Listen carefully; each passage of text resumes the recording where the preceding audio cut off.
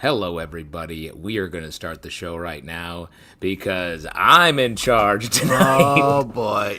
So remember, this is the part where we're very quiet. Ready? Yeah.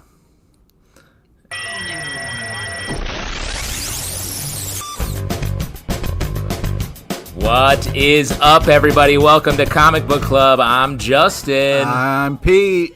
And we are here. It's Tuesday night. Daddy's away. Alex is not here. That's why you're not hearing his dulcet tones. I have a vacation shirt on that I'm realizing matches the poster behind me in a weird way. Yeah, you're up in the Adirondacks, it looks like. I'm not, though. I was for a very long time. Now I'm back in Brooklyn, New York. Pete, I heard that you came to New York when I was away as if the till was left open and you had to rush to the city to try to take control. Yeah, it was rough, man. I showed up and I was like, hey, Justin, I'm here. It's my birthday. And you were like, oh, dude, I'm going to the Montreal Comedy Festival, which you made up this whole thing. Yeah, that was a huge lie. Yeah, everything in Canada stays in Canada. It seems like that is How true was so Montreal? Very fun, a lovely place. I was up there doing some work.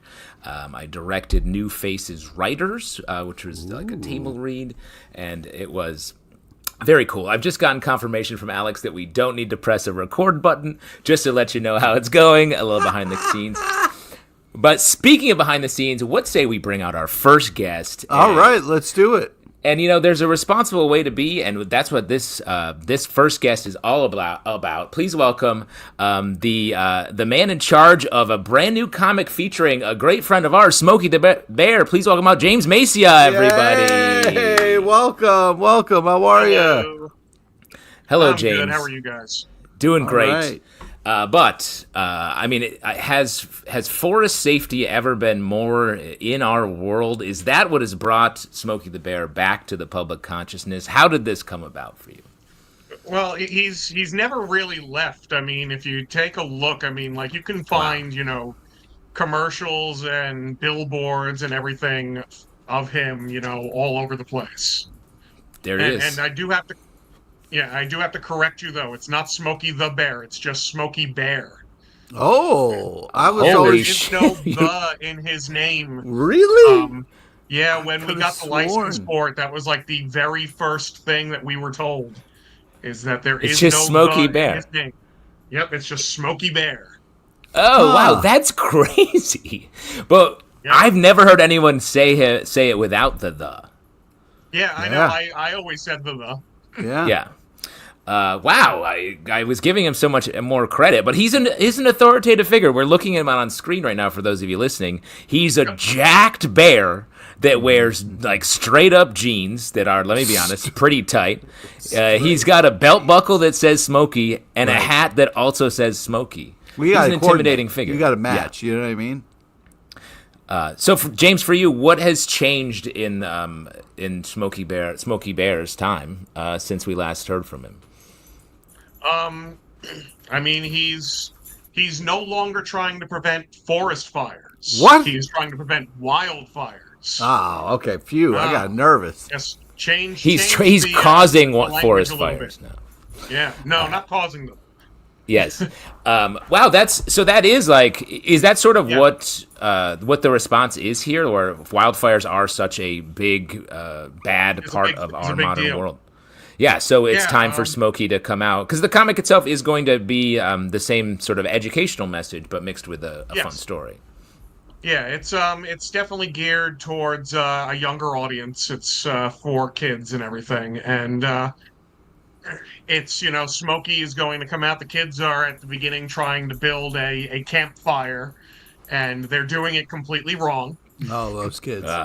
And Smokey comes out and he teaches them the correct way to do a fire so that they don't burn down the whole forest. Nice. Great. Well, I mean, I grew up on the old G.I. Joes and stuff like that where they had the PSAs at the end. So, Yep. yeah, I mean, I love the fact of, Winning you is get half a the little battle. education. Yeah, exactly, bro. Winning is half the battle. Yeah, so educate as you're having some fun here. It's nice to see Smokey Bear.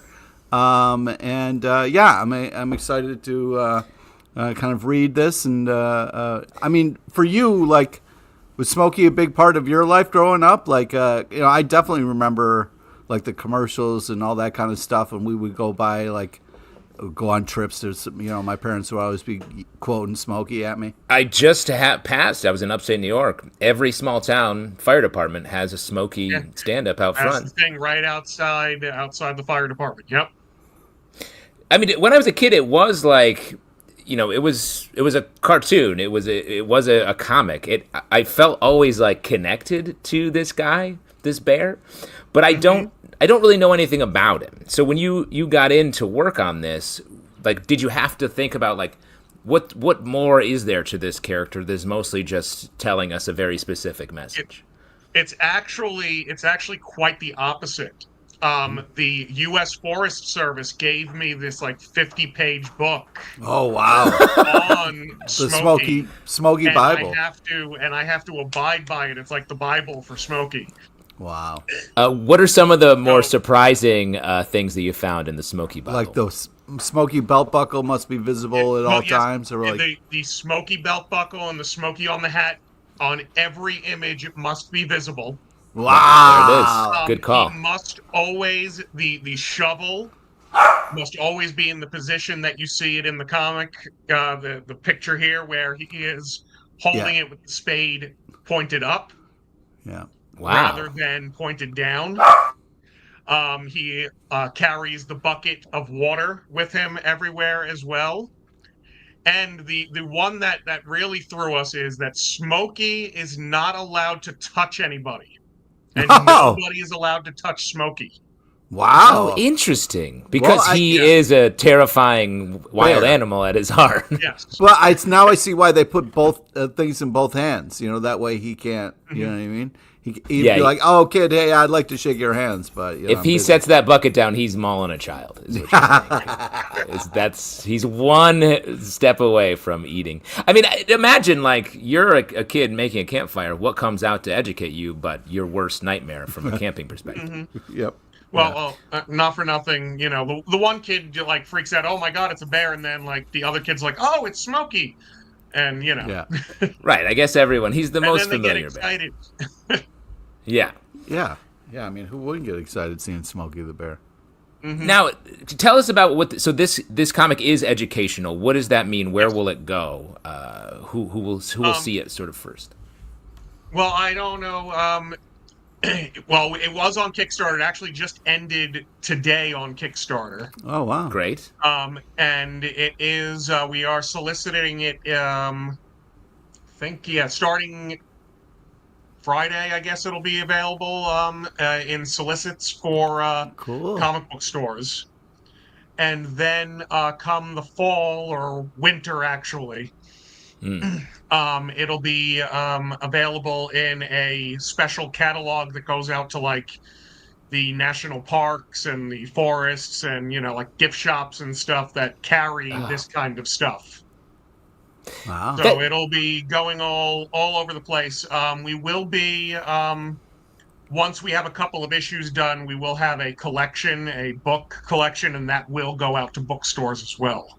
Oh, awesome. That's awesome. It must be exciting to have your work be at a place where it'll find more people, I feel like. This may be the first comic that a lot of kids will read, I would think. It's built-in audience. I hope so. Yeah. That's really cool. What else can you tell us about what happens in the comic? Is it just him walking out of the woods discovering poorly made fires, or Well, for this issue, it's each issue is going to be like a different aspect. This one was the campfire. Mm-hmm. But in this issue, it's just he sees the kids. The kids are, making the wrong kind of campfire. He teaches them using an acronym called CAMP. CAMP, and each letter stands for something. And then he also introduces them to the mystical tree in the center of the forest that we call the Elder Tree, which also, imparts some wisdom on the kids. And at the end, this is called Smokey and the Junior Rangers, or Smokey's Junior Rangers, I should say. And he at the very end of the comic, he makes them Junior Rangers. Oh, cool. Nice. So the kids will be back in the next comic, and they'll be facing another challenge that Oh, that's cool. That's Smokey will great. help him out with. Yeah. So it's like a deputization kind of a thing for the Kind these of, lucky yeah. kids. That's cool. We got a fun question here. Easy Reader wants to know, does Smokey have any forest animal friends? He, I'm going to tell you, back in the day, because this is not the first comic for Smokey to come out, Yeah.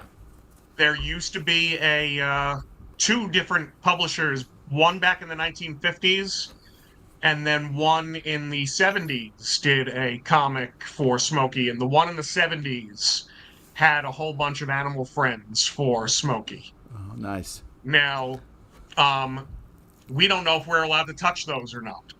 Oh, Right. They. Oh, that's interesting. So, yeah, we don't know, and we haven't gotten a clear answer yet as to who owns the rights to those other characters. right. Whether it was Key Comics that had published it back, they're the ones that also did like, a lot of TV,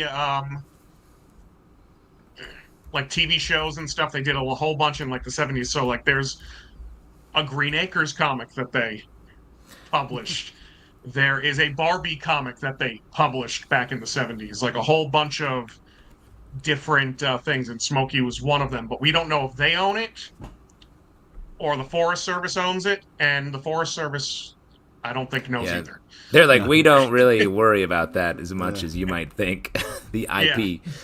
But so how did the rights for Smokey come to you? Because I feel like the rights for these characters is like it's like a research project, I feel like. Oh, yeah.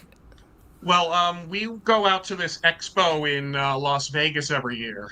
And we had actually met with the representatives that represent the U.S. Forest Service.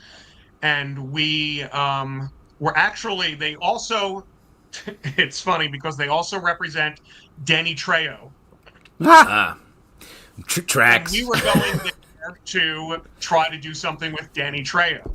Nice. Get some tacos, have a meeting. This whole discussion about Danny Trejo, he's like, you know what, we have this other one. They're looking to get a comic done. Or would you be interested in doing Smokey the Bear? And I'm like, yeah. We do Smokey the Bear in a second. You walk in to get machete, and you walk out with Smokey. Yeah. It's a classic comic book storyline. Wow, so it's like sort of random that this came your way. This one was sort of random. It just came to us, but as soon as they said Smokey Bear, I was like, yeah, of course we want to do Smokey Bear. That's he's iconic. Yes, and actually, we have a chef down in New Orleans, our official CBC chef, Brett Macris. Stray Boys. AKA Stray Bullet. He every week he creates a cocktail, and he was lit up, pun intended, by Smokey Bear here. So he's created a cocktail. I guess maybe not for the readership of the comic, but maybe for you, James. It's called After the Fire, and it's a tea. Oh yeah! Wow, a souchong tea, chilled elderflower syrup, orange juice, lemon juice, cinnamon, orange peel, and for adults, bourbon. So the drink can be made for perhaps a tough child who likes elderflower and chilled tea. But the bourbon is probably a necessary addition here. But definitely worth checking out, James, from our family to yours. Yeah. Okay. Looks good. Yeah. It's good. It's tasty. It sounds delicious. But speaking of icons, it looks like you have an impressive nerd wall behind you there. Do you want to highlight anything for us there? No, these are just the comics that we've published. Oh, wow. Yeah. That's exciting. Awesome. Just different issues, everything from, we have everything from the flesh-eating cheerleaders to Plan 59 from Outer Space, which is a horrible sequel to a horrible movie. And I always say, if you've never seen Plan 9 from Outer Space, it is dubbed the worst movie ever made, and yes, of course, reasonably so. But it's so bad that it's actually good. Right. Oh, wow. But, yes. it has long since fallen into the public domain, so we decided, hey, you know what? We're going to do a sequel to it. Nice. That's awesome. Well, before we let you go, is there anything else you have coming out that isn't yet on your wall that you'd like to plug? Not at the moment, actually, but Yeah, right. we always have stuff coming out. We have new issues of the series that you see behind me. We're going to have new issues of Smokey. Awesome. But you know, nothing specific at the moment. No, that's great. Cool. Well, Smokey's plenty. Yeah. That's got a Can't wait great to check message. that out. It's hot out there. It's dry out there. Smokey. Oh yes. Yeah, you gotta be careful. Please emerge from the woods. So you can check that out on Kickstarter, yeah?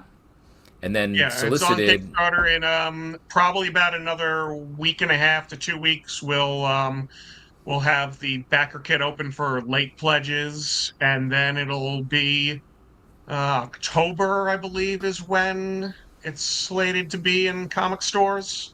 Awesome. Great. Maybe no, November. Sorry. November. That's okay. Yeah. Awesome. Well, we'll check it out. And James, remember, only you can prevent forest fires. That's right. And wildfires, as it were. And wildfires. Yes. Thanks, James. We'll see you. That's James Mascia. You can check out Smokey's Junior Rangers, as he said, on Kickstarter, and then in November in comic book stores. Smokey Bear. Smokey Bear. Yeah. I mean, I get it. If my name was Justin Tyler, which it is, I wouldn't want to be called Justin the Tyler. Yeah, but if people started calling you the Tyler, you know what I mean? It just... A form of respect, Yeah. you're saying. Great. Well, from one childhood favorite to another, let's jump into our next guests, I should say. They're working on a comic called Stitch. Yeah. One half of Lilo and Stitch, very much in the news. Please welcome out Connor Ratliff and James III, everybody. Welcome. How are you? What's up, guys? Thanks for being here. Thanks for having us. Oh, yeah. You bet. So tell us, how did this come together? Now, you guys, I'm assuming, know each other through comedy. That's where I know you, or maybe we know you. Yeah, so how did you guys decide? I mean, James, we're familiar with your comic work. Connor, how did you get in on this? Well, yeah, James and I met doing live comedy, improv comedy at the Upright Citizens Brigade Theater in New York City. Mm-hmm. And then That's where Stan Lee and Jack Kirby met, I believe. That's Yep. right. That's right. Where legends come to meet, New York City. And often the inspiration for many fictional comic book cities, Metropolis, Gotham. Just to name a few. Yeah. And parts of Duckburg. There we go. Yeah, there's some When real they need seedy parts. When they need it to be, they'll draw on their inspiration. For, Yeah, the Deuce of Duckburg is just as fucked up as it was in the 70s here in New York. Oh, wow. And so James and I became friends and admired each other's comedy. And then there was a point where I was like, I want to do a show with James. And then James moved to Hollywood. And Nice. so we couldn't do a show together. So then eventually we did a podcast together. That's a great start. Because we could do that remotely. He could stay in LA, I could stay in New York, and we record it. You know, it's like we're in the same room. And we did this podcast called Tiny Dinos. That was about the two best friends who were scientists who decide to bring dinosaurs back, but bring them back very tiny, so there won't be any problems. Safe. The Smart. safest dinos. Smart. Yeah. And one of the fans of Tiny Dinos is Nate Cosby, who is an editor at Dynamite Entertainment. And so it was his idea that James and I would be a good team to write Stitch. One of the 6 fans of Tiny Dinos. That's all you It doesn't matter how many, it's just who. My goodness. Unbelievable. They always say if you can reach one person, right. and this is the one time that's really paid off. That's awesome. Wow. So it was a real natural step-by-step progression into this. So then, James, what was it like to get to Stitch? Like you've done a couple other comics. This is a larger sort of property. I had been cold emailing Dynamite's submission email address that's like on their website for literal months prior to this, and it's fully unrelated, fully unconnected. Like Nate had no idea, or that Nate Cosby had no idea that was even going on, and so it was really cool, really exciting. Like I was not as familiar with Stitch prior to working on this, and when it came up. I talked to Connor about it, and Connor, big fan of Stitch, so it was like, oh, this is great. Wow. It works out to get to sort of to co-write this thing, work on this property that I'm not familiar with someone who I know is a big fan, and who we had already been kind of working together in this way as these kind of kooky scientist characters, and getting to work with Jumba and Pleakley, the kind of kooky alien inventor and his foil. It was really fun to get to kind of continue to play in that way together. So, and you guys both hate Lilo, obviously. Yeah, absolutely. And we came in and we said, look, we will only do this if Lilo is not involved. Get her out of there. Yeah, I mean, Stitch causes trouble because he was designed to be a weapon. What's her excuse? She gets up to all kinds of trouble. That's true. So you're cutting her loose. She's too problematic. You're like, this is... These humans are problems. Lilo makes a number of very crucial appearances throughout this. The premise of the comic book series is not that Lilo is on vacation and here's what happens when Stitch is left alone. But we sort of based the core trio of if we were gonna, the more accurate title for the series probably would be Stitch and Jumba and Pleakley, because they sort of are our core trend. Right. But Jumba and Pleakley have terrible agents who are not able to get them a deal. Not get that headline. Top flight reps who they pushed a hard bar and they said Disney above the title, then Stitch in bigger letters, and Jumba and Pleakley, they can be but they cannot. Yeah, they don't even get top of issue credit. Like there's no even mention of their name. They're way at the back of the credits list. Yeah. I mean, Batman has the best agent. He is on so many books these days. Truly. Don't even mess with them. The deals that he'll get. He'll put his name on books he's not even in. Yeah. So I'm curious. Like, James, what did you do? Did you freak out and go to just start binge watching as much Lilo and Stitch as you could? That is exactly what I did. I watched at least the first two movies. I'm now blanking on whether or not I watched Leroy and Stitch. Okay, but I watched I watched Lilo and Stitch 2 and Stitch. Right? There's those three, and then there's Leroy and Stitch. I don't know if I got to Leroy and Stitch. And wasn't there an animated series too? And then I watched and then I didn't start watching the series though until after we had already pitched our log lines for what the series was going to be.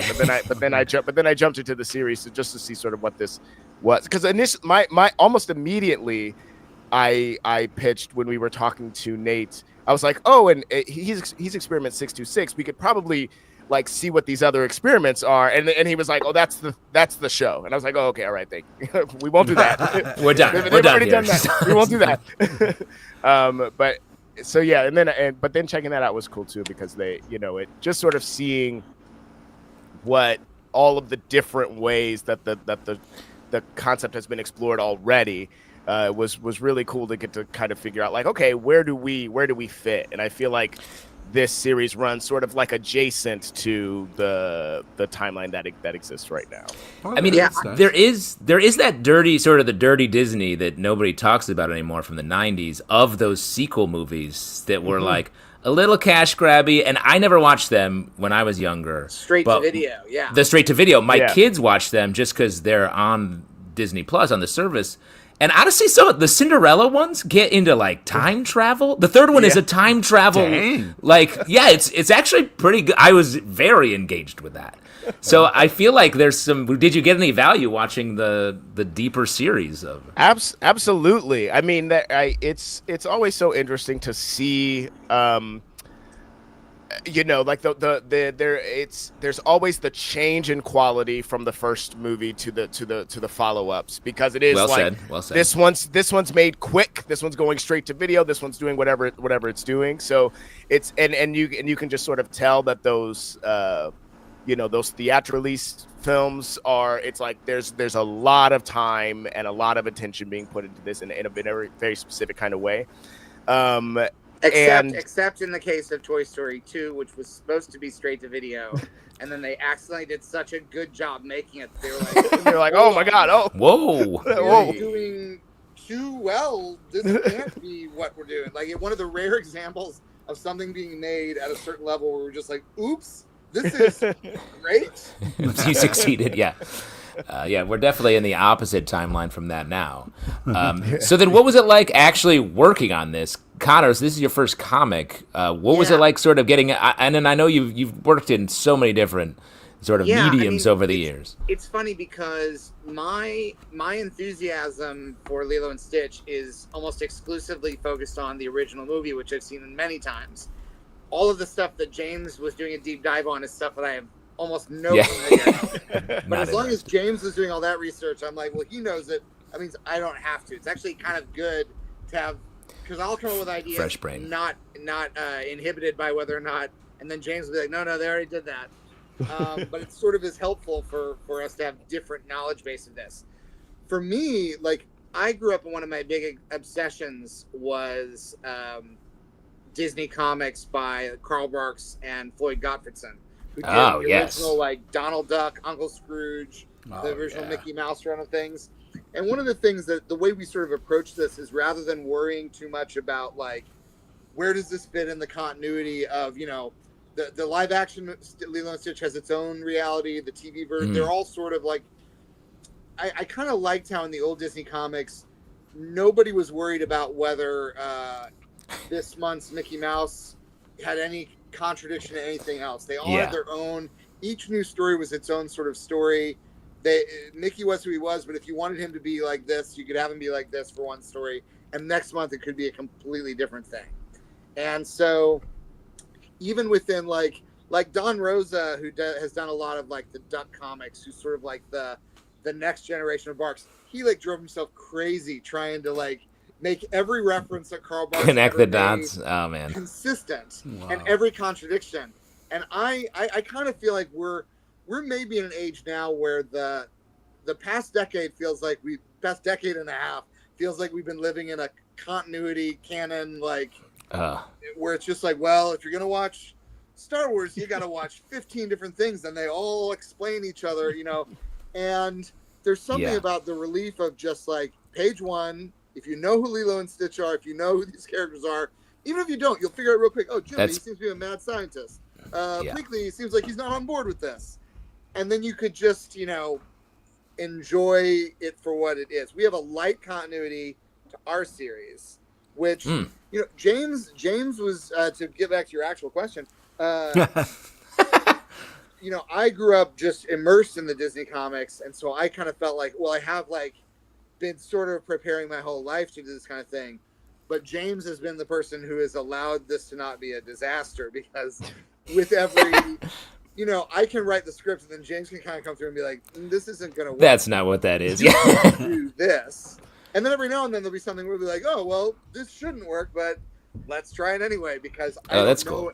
I don't know any better not to do certain things.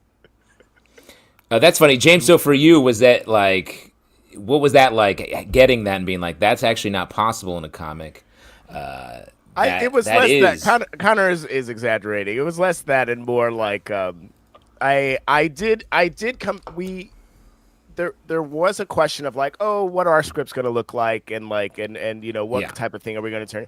And there's no like one way to do a comic script, but I had my way that I had been doing them, and so I just was like, okay, this is kind of what I like to do, and so that and Connor and I would kind of swap like who's quarterbacking each script from issue to issue. Cool. And so to make sure that they were like, we were turning in something that was streamlined, I would like go in and be like, okay, well, I'll move this here and I'll do kind of this like this, just so that there would be something that like was cohesive. And that's more what I did. It was less like, this doesn't make sense on a comic page, because frankly, any time we're able to kind of do something that either feels different or looks different or just like, I'm not sure in the description of this how this is going to look. I'm interested in what this artist is going to do. we're all for that, because that's the exciting part of collaborating in this way, is like sort of seeing like, what are these words going to inspire the artists to do, or how is this ultimately going to look in the end? Was always fun to try. I and also I'm sort of like a baby bird in this process where everything that James does, he's feeding you mouth to mouth. Yeah, I got you. Everything he spits in my mouth, I sort of feel oh, this is what it's supposed to be.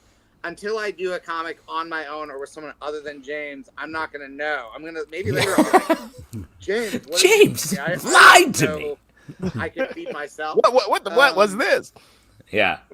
But it has been fun. It's fun living in the Google Doc with James, where we're sort of figuring out what works and what doesn't.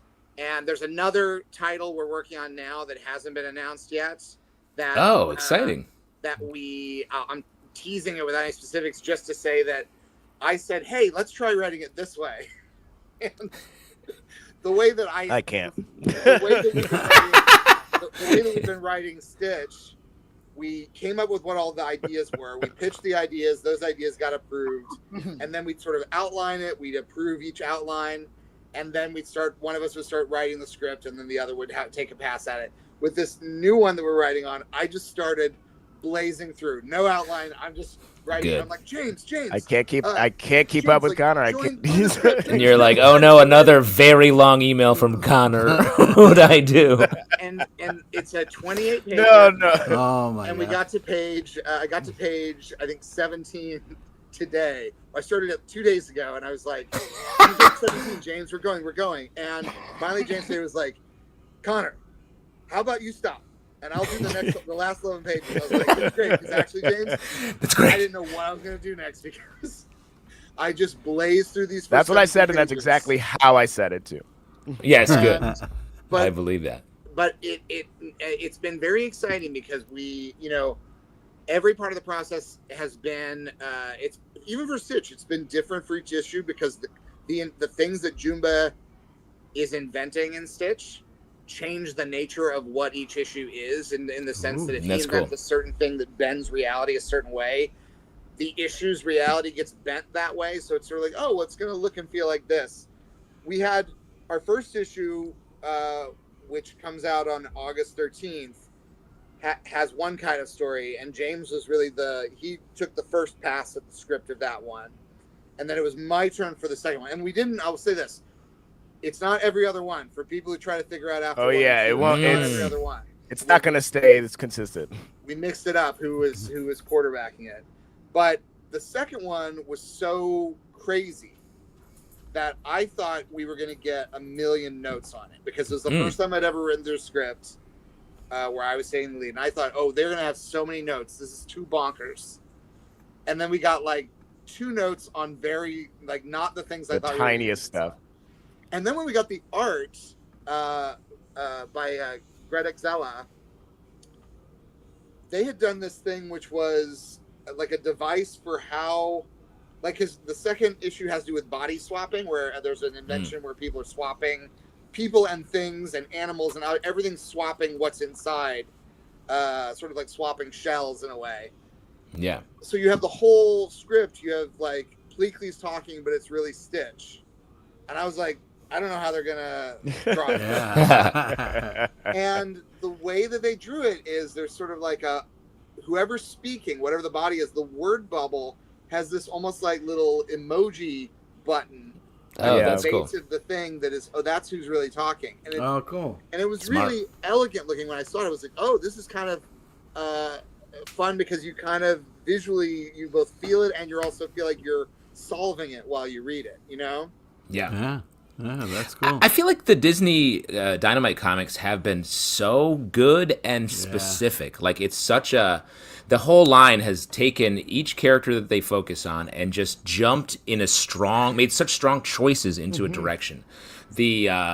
Was the Maleficent series, Pete, that you loved? That was really was good. so good and really high fantasy, pretty dark.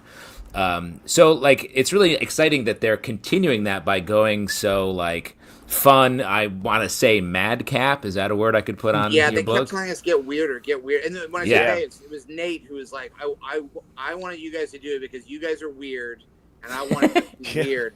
And I'll say this, like, you know, the worry that I think both of us might have had a little bit at the beginning of this, the first thing they came at us with, well, it was like, there are some rules. You got to follow these rules. And most of the rules were things that were just very basic, like, be respectful of the reader. Don't break a window if you're mad. Don't drink basic, and fight. They were basic things like I don't even want to give examples because it feels like I feel respectful of the rules process. Don't get yourself in trouble. Don't blow up the rules on a podcast. Is the last rule. They were things that I don't think there were any rules where James and I were like, well, we really wanted to do that. Now we can't. You know? Right, yeah. They were all things that were kind of almost like borderline insulting in the sense of like, we never would have done that. You know, and it was such a relief then because with very few exceptions, and usually it was something because they were like, don't do this just because it, you know, the Disney World is a big realm. And they were like, this actually bumps up against another thing we're doing that we can't tell you about, that it's like, just, you know, it's not a bad thing you did. You just can't, you know, it would be like if we wrote an issue and like accidentally it's like, that's the plot of Secret Wars from Marvel. Right, yeah.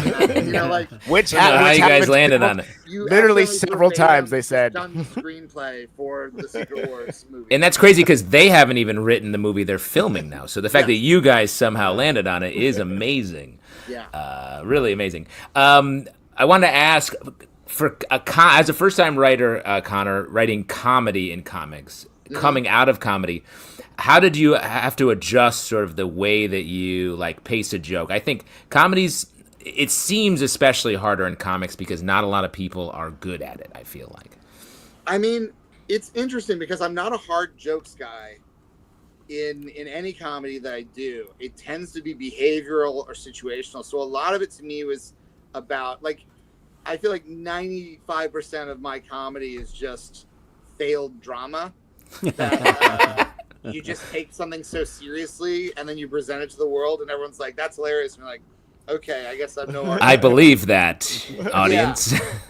But a lot of it to me is just, I sort of was, you know, like, I know I pulled so much influence from like what I enjoy about Carl Barks' Duck Comics that to some extent it's just thinking like, well, what's my version of that? Like Carl Barks was a guy who started doing comics when he was in his 40s after he'd basically done every job under the sun. He'd been, you know, every job you ever see Donald Duck try to do in a Carl Barks comic is probably something that Carl Barks did when he was trying to figure out his life.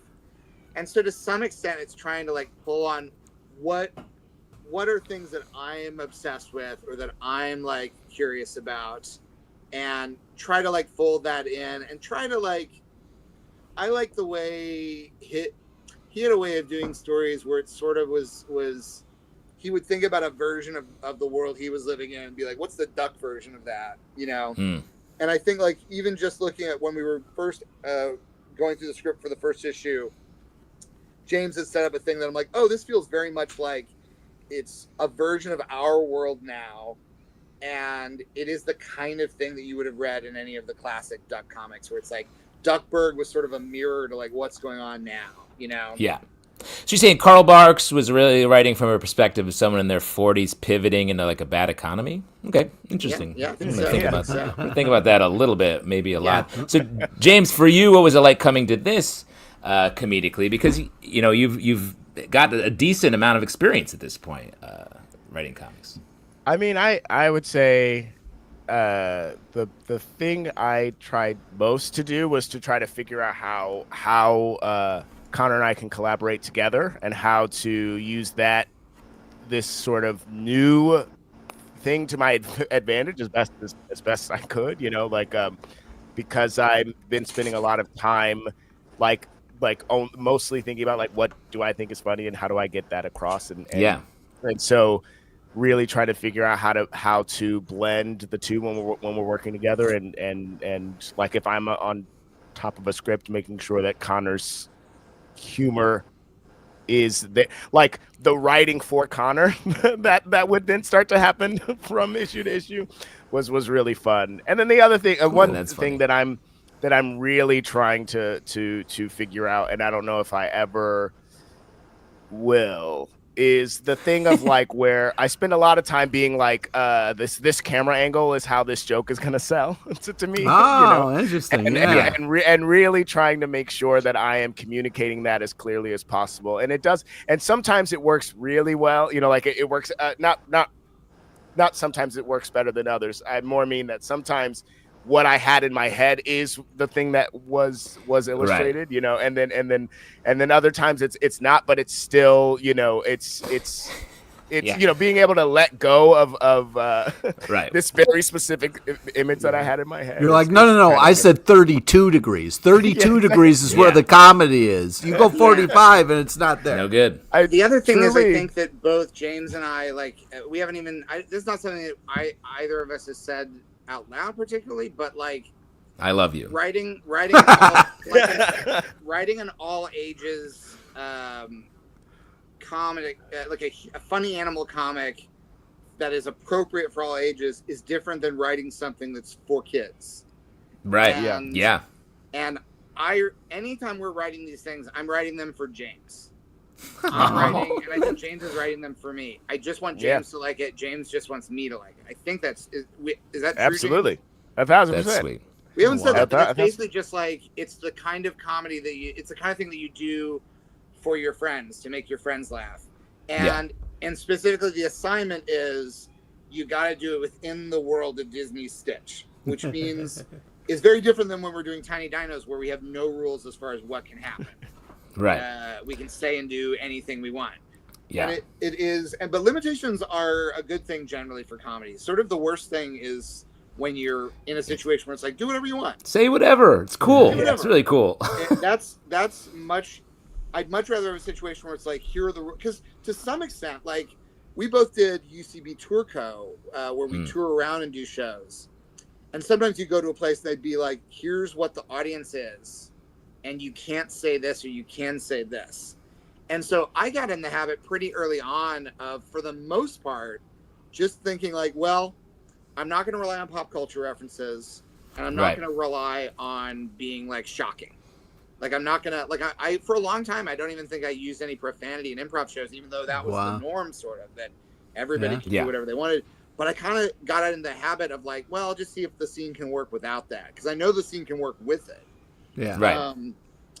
And so for this, it really was a case of I'm excited that kids are going to be able to read this and like it. But my hope is that I was very aware when I was a kid and I was reading stuff or watching stuff. I was highly aware of when something was targeted at me because I was a kid. It didn't make me like it any less. Yeah. But the stuff I liked the most was stuff where I was like, I don't get all of this. Yeah, this isn't for me. A little bit of the feeling of sneaking downstairs and your parents are watching something on TV and you're watching it. Yeah. And to me, growing up watching Looney Tunes cartoons or old Bullwinkle and Rocky shows, they're just filled with jokes that even now I don't get because they're referencing pop culture from decades before I was born. Yeah.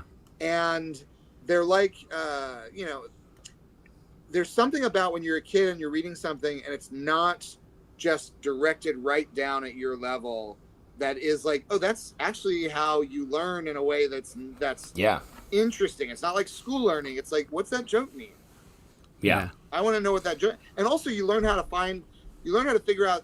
I knew there were things that were funny even though I didn't know what they were talking about. There's a thing I was thinking about. There's a Bugs Bunny Yosemite Sam cartoon where it's the one where he's doing the high diving act. Yosemite Sam paid for a high diving act. Yep. High diving act doesn't show up, so he was trying to force Bugs Bunny to do a high diving act with guns. And Bugs Bunny keeps tricking him into jumping off the high dive.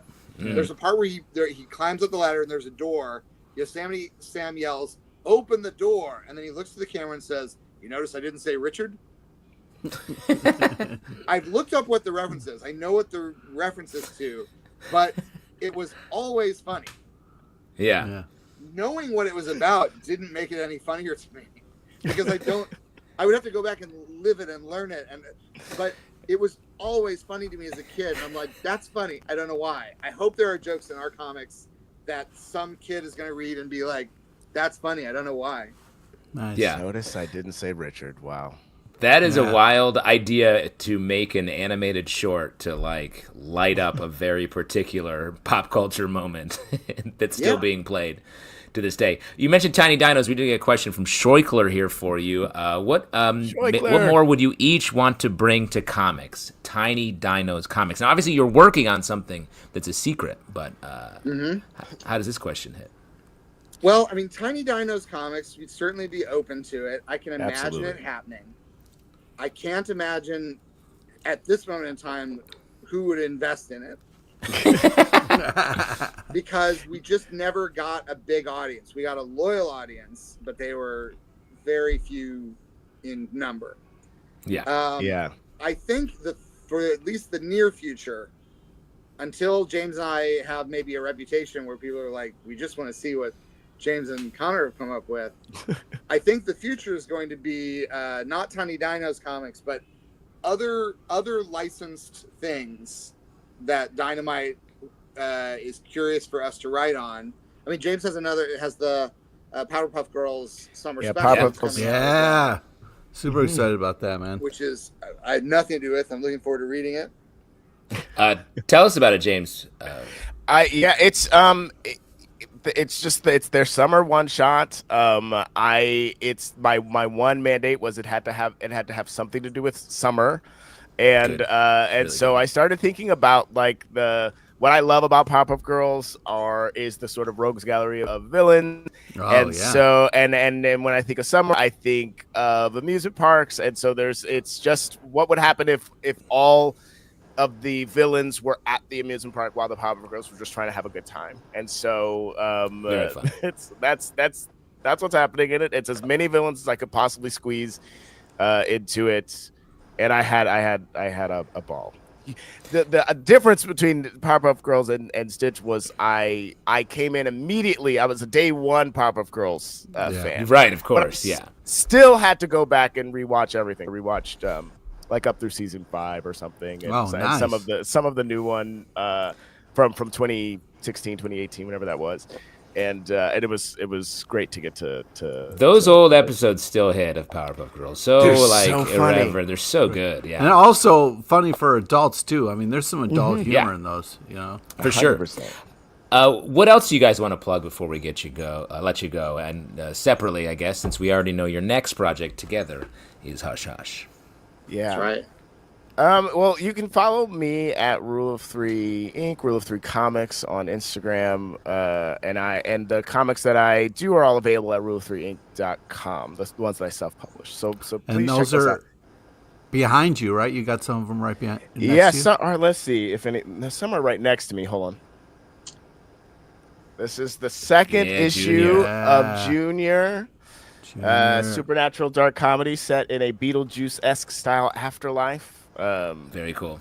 The third issue of that'll be out soon. Okay. Yeah. Congrats. Soon. Great. And when does Powerpuff Girls come out?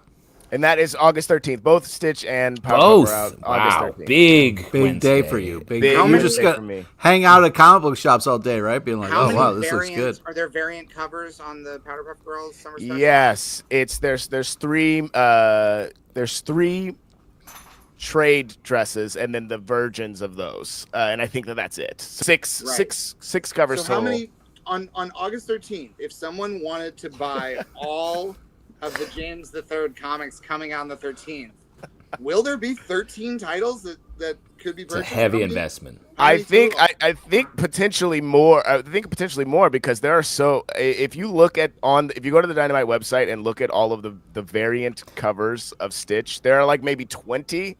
Shouts to the Jay Lee cover, by the way. That's dope. Oh yeah, it looks great. It really does look great. Really and it's like there's the ink 18, version and then the variants of the It looks like there are 18 variants of Stitch. Okay. So there's and then 3 of Powerpuff Girls. And then 6 total if you count the version. Another James just wanted to shout out to James. So many James. Yeah. So James one gang. for every hour of the day. August 13th, You can Yeah. if you can find a 24-hour comic book store on August 13th, you can go every hour of the day and buy a different James. Bring it in. Wow. You can. Please do. Please if do. But they have to be well stocked. They have to have Yeah. all the variants. And some of those got to be on the farther end of the scale, the high price sneaky variants, I'm sure. Yeah. And also, like, if they're doing well, by the time you get to 11 p.m., they might be sold out. You might not be able to do the James III. Yeah, I wouldn't do 24-hour challenge. It's a bold idea, Connor, but that's perhaps the least effective way to capture all the comics. Yeah. So when Just they open, show up and buy then get them all at and go once. home. 24 titles on August 13th. Yeah, 24-hour comic book store, only in Duckburg. Yes. Real quick from Stray Bullet. As I look in the background, that is a Karl Barks, a reproduction of a Karl Barks oil painting on my wall. Oh wow, you're Nice. walking the walk. Stray Bullet asks, "Why is there a can of Barbasol behind James?" Okay, well, the answer to why is clear.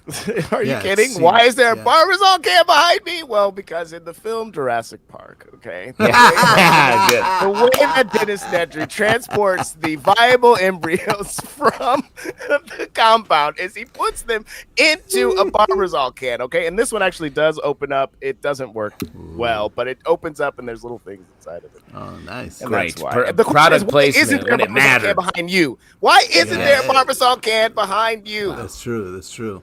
He's mad now. Got it. He's very mad. Look how you roasted him. Connor, what would you like to plug before we? I will go? plug a non-comics but comedy-related thing Fun. That I do, counts. Fair. Yeah. which is I do a one-person improvised show called Connor Ratliff Presents the Acting Class. And it has a YouTube channel Nice. where you can see a lot of past shows. It's a fully improvised show that pretends to be a real acting class, but I am being myself in the show. It's not. I don't come in and I'm a made-up version of myself. I am really. You're really you. I'm really talking about real stuff, but it's sort of the show is sort of a mix of crowd work and improvised scene work, demonstrating what acting really is. Wow. Fun. Great. It's you. You don't get highfalutin at all over the course of being a acting. I absolutely get highfalutin, but I am being myself. Oh, oh wow! What a self-indictment.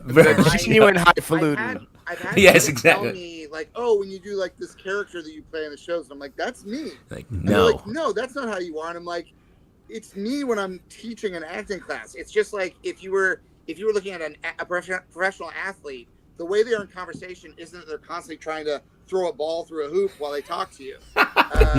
That's fair, sort of. I think that's. Fair.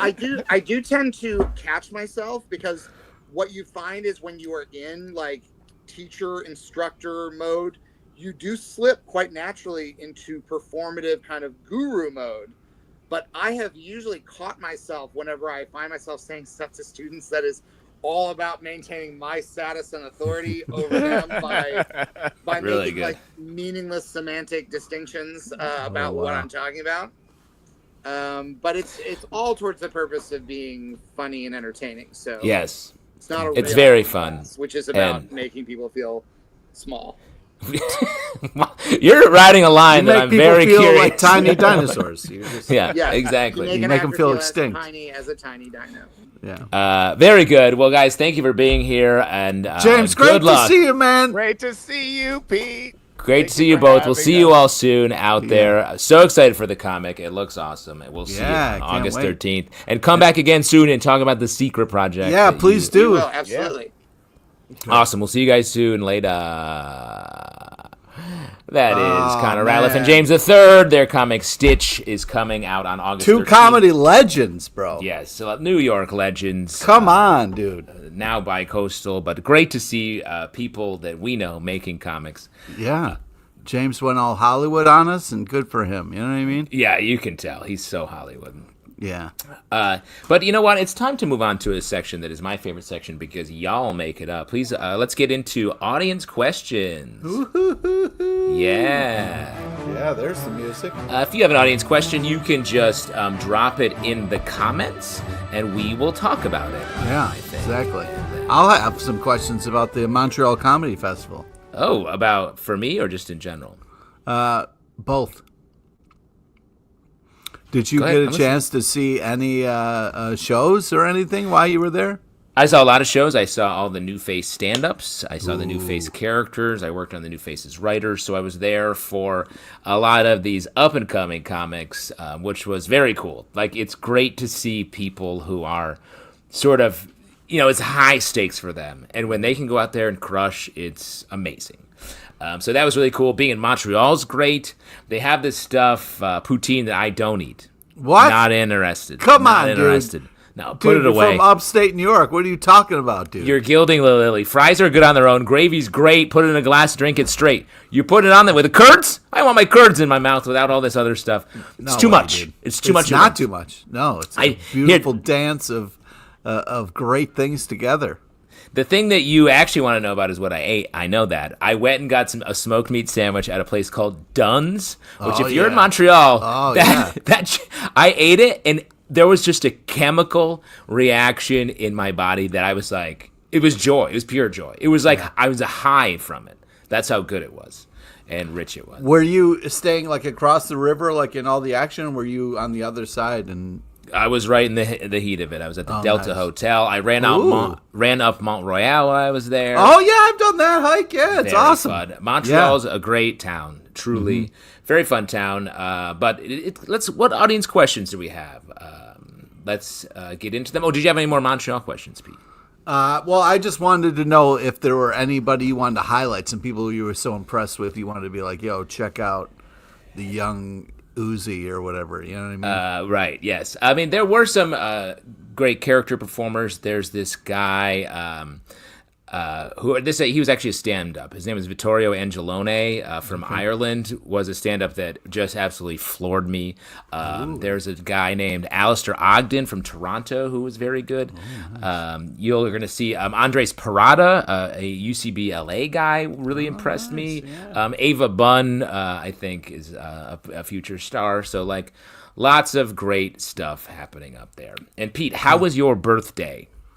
Oh, man. I mean, I ate my way through New York City, so I got to go to some of my favorite spots, so it was just great to kind of be back, hit up Corner Bistro, you know what I mean? Just like get Corner Bistro, getting that burg. Come on, man. You got to get a burger. Great burger. I got a slice at Prince Street. They got those pepperonis that kind of cup up. Oh, just great. I mean, it's funny, like, when I was a kid, I was like, the cup up, I was like, yeah, I just get the cup up, whatever. The cup up is special. It's like magic when that. It's a thicker roni, dude. You know what I mean? It's a thicker roni, and it makes a little soup cup of hot oil gazpacho. That's right. You get to have. Yum yum. A little shot of poison right into your mouth hole. Yeah. Sometimes it's a little marinara gets kind of stuck in that cup, and that's a beautiful thing. That's a messy pizza you're talking about. Important question coming from Stray Bullet. Where the fuck is Alex? Great question. He's being a daddy right now. Yeah, so you can take that. Kids. You can take that whatever you want it to be. He's just being a daddy. He has kids, and maybe one of them is their birthday today. So happy birthday to them. That's one answer. He could also be being a leather daddy in his at his local shop. So those are two options there. Yeah, one of them. We all know he's really into leather. Certainly. Audience question, will we be seeing any of these new faces on Characters Welcome? There weren't a lot of New York people in the character program up in Montreal. But yes, you've seen some of them already. Jess Elgene just did our Pride show, and she was up there at New Faces Characters. Nice. We had Ava Bunn at our show out in LA, which was cool. But you definitely will. I promise that. We're always bringing in the new folks. Characters Welcome, a show that I do on Wednesday nights as a live stream, and then also once the last Friday of every month at the UCB Theater in New York, live streaming as well. If you want to watch it, it's very fun. And check out our YouTube. Another question from Schreukler, real audience question. What are your favorite direct-to-video movie series? Direct-to-video, holy shit. Which is, that's like you could say an antiquated term. Yeah, I'm going back. Yeah. Oh, man. I mean, I wasn't kidding about the direct-to-video Disney series. Now that they're series and sequels, like, there's some fun ones in there. They get crazy fast because they just, like, cranked them out. Yeah, I know there's a bunch because it was like, I mean, that VHS, like we would go to Wegmans and get the rentals all the time. So we're really cranking those out. Yeah, again, really, we've been trying to boost you up as a city guy that you went to New York, but you're really hitting bumpkin status. Dude, when I was walking around New York City, there were so many Wegmans bags, dude. Everyone was freaking out about Wegmans. Wegmans is absolutely huge in New York. Yeah, but they were not walking the way around you're like they were talking about trendy bags. They were like, oh, yeah, look at my tote Wegmans bag. I was like, you got your Fendi, you got your Gucci, you got your Wegmans. Yeah, exactly. Definitely true. Stanley says, are you interested in the upcoming DCKO event? This is where we're going to get people just straight up kicking the shit out of each other. Just, heroes fighting each other. Yes, I am. I am excited because, something that Connor said earlier in the show about, like, restrictions are actually good for comedy. I think they're good for all art. Like, one of the reasons that Shakespeare was so good is he had a very strict set of rules around him when he was writing, and just, like, at the time, that's all you could do. And I think doing something like this, where it's like the rules are heroes fight, will make for some just fantastic, surprising issues of comics. Cool. That is exciting. Are you excited? I am excited about this now. I didn't know that it was happening, but yeah, come on. Fighting in comics, it's in my wheelhouse, man. Yeah, I was going to say, this should be right over the plate for you. Yeah, this is a hard yes for me. Well, there you go. The hardest yes of all. Easy Reader says, are there any villains you'd like to see in future FF and Superman movies? Very timely question. These two movies, both Silver Age feature films, you could say, I think. They both were very successful, I think, when it comes to box office and just general vibes, I think. We just put out our Fantastic Four review, which you can hear what our individual opinions are, which did vary a little bit. What I think both movies did was feature a lot of villains already. Yeah, that's true. Especially FF. You had Red Ghost, you had Mole Man, you had Mad Red Thinker. Ghost was cut out of it, so I mean. Well, one of his apes was featured in there. Yeah, but I'm just saying, like, they're definitely building that world, that very Silver Age style world where the villains come and go sort of quickly. So, any villains you'd like to see in these future movies? Well, I mean, we didn't get enough Doom for me in FF. Doom's one of my favorite. I think that was a purposeful choice. It was, but I love Doom. I think he's a great villain. I also really think a Silver Surfer is a great villain, or maybe hero, depending on who's writing. But yeah, I mean, but also for like Superman, I love Zod. He's one of my favorite villains. Lex Luthor has to be done right for me. And I really think it's this kind of like intelligence that sometimes gets they make him more evil than intelligent. And I think that's kind of against who he is for me. I'll talk about two. I think for Superman, Bizarro feels like something we will probably You don't get tired of the backwards talk after like a couple of seconds, bro? It's I'm always like, Bizarro, yeah, and then I'm like, oh, I hate this. I forgot. Yes, I agree with you, but I do think James Gunn, of anyone, will handle it well. And I also think that's just a villain we are likely to get.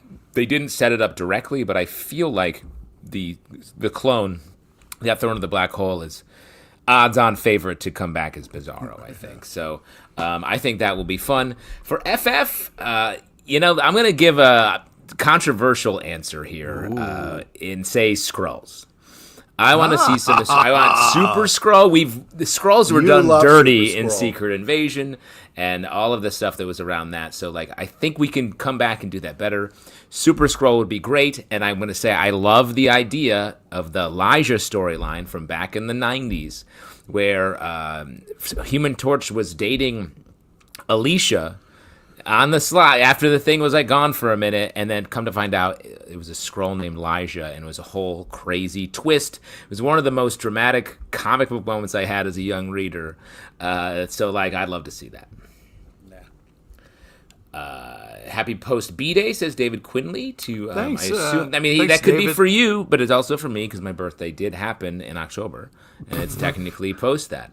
So thank you, David. Thank you, David. Oh my God. Michael Tillman says, most exciting news to you out of San Diego Comic-Con? To me, the most exciting thing I saw was the Galactus. Someone dressed up as a sick Galactus. Yes, that was very cool. Yeah. It was a year. I have it right there. Boom. Very cool. It was a strange year for San Diego. The studios weren't doing hardly anything. Felt like there weren't a lot of big comic announcements. So I'm actually going to say the most exciting news was San Diego just maybe going back to more of a Comic-Con is exciting. But B, it's making me think that New York Comic-Con is taking the gauntlet a little bit. Ooh, yeah. That's exciting because we live on the East Coast. Mm-hmm. So I think that brings it a little bit close to home. And shouts to the Eisners. I think that was something that always makes me happy. We got a couple more here that we can bang through. Have there been any ongoing comic series where the events of the comic make you feel like, what the fuck, and made you want to quit reading? Is this a question exclusively for Pete? This is the most Pete-coded question I've perhaps ever heard. Zelbin quit comics for a little bit. Remember when he was like, yeah, so... Truth. And what comic was that? Was it Secret Wars 0? Yeah, something like that. Or Secret Wars Origins 0? I don't know if that episode is still out there. We should dig it up and repost it. At least the rant. Because Alex went on a rant where he was like, I'm not good. It was like a network style rant. And he was like, I'm done. And he was like, I'll still do the show, but I'm not reading any of these comics. He like fully boycotted. It was crazy. Yeah, it was. He had that moment. Out of control. Definitely the biggest, the most unhinged. Maybe the three of us have been, and I'm talking to someone who doesn't even has his hinges are hanging by a fucking thread over here. Yeah, very unhinged. I mean, I've yelled at people for very stupid reasons, but and that's the thing about Stray Bullet. You love something, you've read it for years, you feel like you know it, and then they make a choice that just you're like, what the fuck? Do you guys not even read the stuff that you do? It's very frustrating.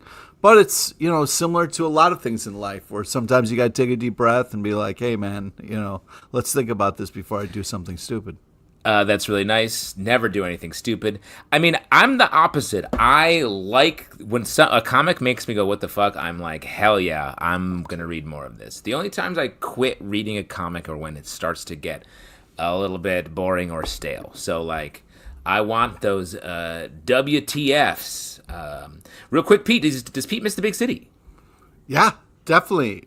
He misses burgers and pizza, something that does exist everywhere, but... Well, not it's not done right everywhere. Yeah, I miss a lot of my friends and a lot of the amazing people that I've met, and the food is phenomenal. It's just unfortunately so fucking expensive that it's very hard to live there. Yeah, we're trying to survive here. I'll say I miss Pete in the city because we used to have a blast every Tuesday night at the Pioneer where we would drink definitely too much all the time, literally every time. So that was very fun. Very fun. No longer those people. Eric MCI 900 has a question of the night for me. Justin, today can take away the Ferrari keys from you again. Shouts to the Magnum PI ref. I didn't realize I found this shirt, and man, I like it. But it's truly a Magnum PI. You got to start running around in tight jeans? Already done, my man. What just happened? Well, this is interesting. It seems as Justin just hit the end. Hey, you're back. Oh, wow. Sorry, I accidentally hit the leave studio. Could have hit end stream, but didn't. Really good. It's only Pete now. Oh my God. Also one of the few times Justin isn't wearing a ball cap. That's true, but, I don't always need to do that. Any other questions? I don't think so. That's it for your audience questions, folks. Thank you for always being here and saying them. And let's move over to a little section that we call trivia. That's right. And today's trivia is a little special. We're doing a fun little bonus. Justin, you might want to adjust which mic you're talking out of. You seem a little not yourself. So, but yeah, today's trivia, we're going to do a bonus because the Zelbatron's not here. And Zelbatron always yells at me that this isn't really trivia. So he's not here. So I can lean into that and make this less like trivia for this special round, where we're going to have a bonus option. It's usually 3 options. Now we're going to do 4, and the 4th option is phonuses. That's right. So if you're not sure about a question, phonuses, where Justin will be in a character from either his character's Welcome or Mission to Zix, and as that character will help you answer the question. So nice. First off, thanks for everybody saying that my mic switched. You guys are on it. Love to see it. We do have someone who said me, Pete. Yeah, looks like we got Easy Reader, so we'll go with that. Easy Reader. Oh man, a Stray Bullet did it the proper way, but hey, we got to go with First Hand Up. You know what I mean? The secret quiz doesn't. We're done with that, right? There's two remaining secret quizzes. I would like to take the blinds, the window blinds. A Stray Bullet. Yeah, if you would like to take the secret quiz, you got to follow us up. What secret quiz would you like to take? Wow. And then we can kind of do that while I'm doing trivia. That should be fun. But okay, here we go. Today's trivia is about the King of Yancey Street and a small nod to the legend, Kenneth Colley, R.A.P. Admiral Piet. Please listen to all 4 options before making your selection. And and I just went over the phonuses option. That is possible. So here we go. Easy Reader, whenever you're ready. Here we go. Question number 1. The King of Yancey Street is a blank part series. Is it A5? B, I'm sorry, did you just say you are a chode? No? C, Charles Node. Ooh. Or D, phonuses. Oh, great. I wasn't listening, so I'm not going to be very helpful on this one. Oh, man. You got to listen if you're going to be able to help. You got to listen if you're going to help. Yeah. But I'm in character as someone that doesn't listen ever. Someone who doesn't listen hardly at all, who says whatever they want. That is, of course, my character, Old Durf, from the Mission to Zix upcoming. Oh, Easy Reader says A. He says A. Doesn't go with... I thought for sure we would get phonuses. No, people are like, I don't want to fuck around giving these quiz answers. Also, everyone's like, the answer is A. Here we go. Question number 2. What is this adventure about? Is it A, a missing girl? B, wow, your first and last name are kind of the same? C, Randy Feelgood? Or D, phonuses? Yeah, great. Really I wonder if Easy Reader's going to go with phonuses on this one. You never know. Yeah, I mean, that's the fun thing about this. That's the thing. You got to let people do it. Are you... Schweikler's shouting out my characters and characters welcome. And he's like, do Urban Gardener. Ask the Statue of Liberty's husband, a character that I do like to do. But a regular Brooklyn guy who marries the Lady Liberty herself out in the beautiful harbor. Really good. Phonies. He's going phonuses. He wants phonuses. Every time I try to make love to my beautiful wife, the Statue of Liberty, I find that there are increasing holes both in her hard exterior and also in the very idea of America as a metaphor. But I will say, one and done, it's A. A is the answer. You can bet any of those pointy little things on a hat that are always bumping in my butt cheek. That's the Lady Liberty's. Pointy man. Hat. Hey, the husband's kind of a freak. He likes to. It's autocorrect. Yeah, great. Easy Reader, you just got to say A. You know what autocorrect starts with is A. Hey, all right, got it right. Here we go. Next one. All right, last one. Who is writing this amazing comic about the Thing? Is it A, Tony Fleece and Fleece, B, Ben Grimm, C, George Harrison, or C, C, Part 2, phonuses. Yep. Also known as phonies, which is a funny autocorrect. I like phonies. You know what I mean? Phonies. Yeah. Are you're trying to add this to what we got to phone an Alex and see make him do characters as well. That's a fun idea. Yeah, I like that. Because I think whether you're phonuses or not, I think it's easy to say that I could just give the answer as Ben Grimm. From the Fantastic Four, which is just speaking in a near monotone for about 2 hours, talking about shots fired,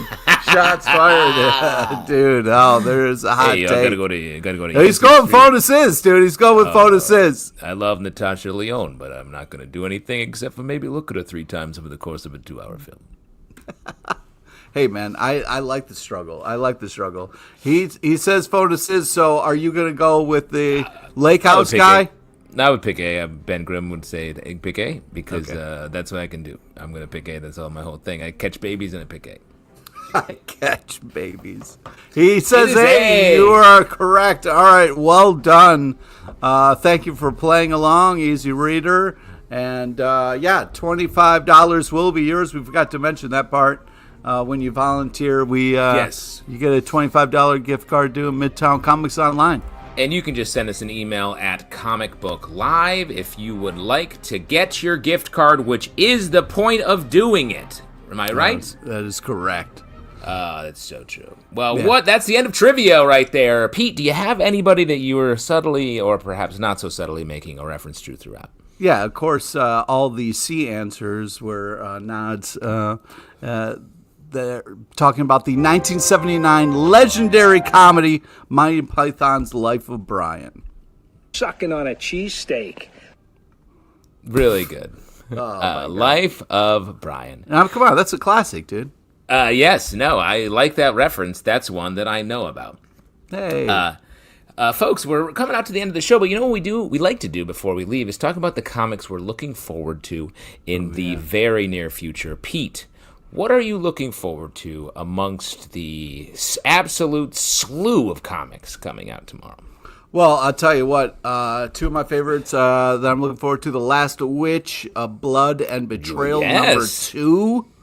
Badass Grandmother, check. Yep. Great Adventure and Story, check. Magical World, you betcha. What are we waiting for? Let's go. Really good. Also, Spider-Man Wolverine. Just really loving what they're doing there. And, I mean, come on, that art, dude. Come on, that art, bro. That art. And those guys are best friends. They together are one hot grandma, which is what Pete loves. I'm looking forward to Ultimate Spider-Man number 19. That book has been very fun. I like the introduction of the Ultimate Black Cat. Same with Ultimates number 14, a book that just keeps getting bigger and doing more things that is making me very excited. I'm all in on the Ultimate Universe, especially when we don't have any absolute books coming out. I wanted to highlight News from the Fallout number 2 from Image Comics, written by Chris Condon and art by Jeffrey Allen Love. We had them on the show talking about this very cool, interesting book, haunting, black and white comic set in the past. So haunting. And I got to shout out Lazarus Fallen number 2 by Greg Rucka and Michael Lark, picking up on the long-running series Lazarus. Very, very good comic, and I'm so happy that it's back. And just to kind of clarify, the art on the Spider-Man Wolverine is super type and ends. Really good. I'm not snug. I like a snug nanner. You know? Really? All right. That's a fun thing to say. Folks, that's a show. We are doing it like we always do. We are back. I'm hitting all the cues like a professional, even though Alex isn't here. Shout out to our guest, James Mascia. You can check out his book, Smokey's Junior Rangers, which will be out in November. Check out the Kickstarter. Smokey Bear. And honestly, stay out of the wildfire range and take care of your fires. And let's not forget to shout out James III Connor Ratliff, whose book, Stitch number 1, is coming out on August 13th. Alongside James' other book, the Powerpuff Girls Summer Special. Definitely check that as well. Folks, we are always doing this show. We have Comic Book Club news that you can check out every weekday. Also, nominate Zelvatron for a podcast award, right? That's right. You can, first off, check out our Patreon, where we chat all day long about things that you could not believe. In our Discord, definitely check that out. And then, you can nominate Comic Book Club and Comic Book Club News in the Podcast Awards until July 31st, which is coming right up in 2 days at podcastawards.com. You can want to do Comic Book Club in the Comedy and People's Choice category, Comic Book Club News in the Art and People's Choice categories. We have, I think, won one of those awards once because you guys all came through for us. You guys all rock. But next week, come back where we have Jordan Clark, who is the creator behind Ahoy's Comics Ancestral Recall. Check out everything. We just dropped our Fantastic Four review. We've got a draft coming up very soon that you should check out. We'll see you real soon. Good night. Thanks, everybody. Take care of yourself. Alex will be back next week.